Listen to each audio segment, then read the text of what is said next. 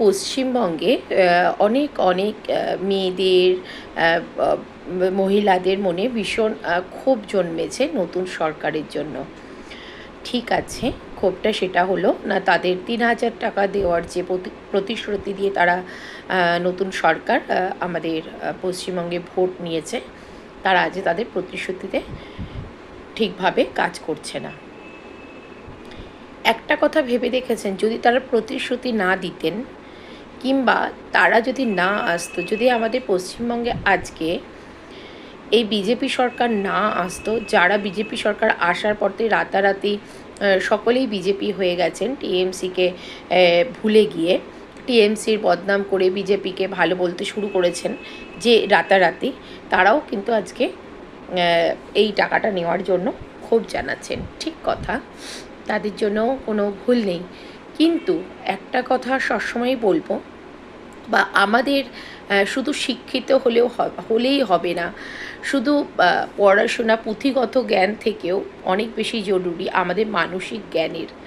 আমরা কিন্তু এখন পশ্চিমবঙ্গে তথা ভারতবর্ষে মানসিক জ্ঞানটা যেটা থাকে সেটা আমরা একেবারেই পাচ্ছি না। আমাদের মধ্যে সেটার কমতি অনেক বেশি আছে।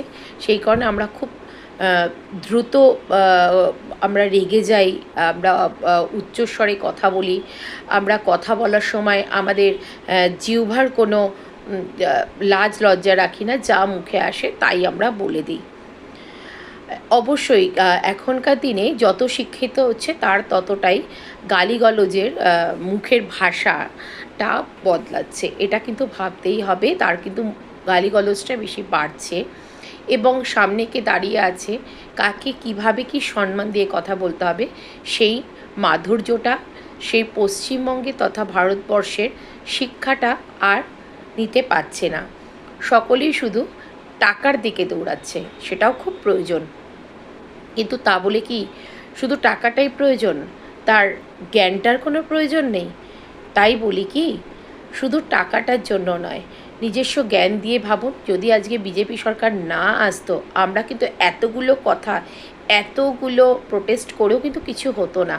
আজকে ভদ্রভাবে ভালো মানসিকতা নিয়ে জ্ঞানের সাথে আমাদের নতুন সরকার এসছে বলেই কিন্তু আমরা মহিলারা অনেক বড় বড় ভাষায় তাদেরকে কথা বলছি। আজকে যদি একটা টিএমসি থাকতো, টিএমসি সরকার থাকতো, সেই দিদি কিন্তু একটা কথাতেই সকলকে চুপ করে দিত, এই চুপ, একদম চুপ, আমি যা বলছি সেটাই শোনো, চুপ করে বসো, এটাই কিন্তু শুনিয়ে দিত।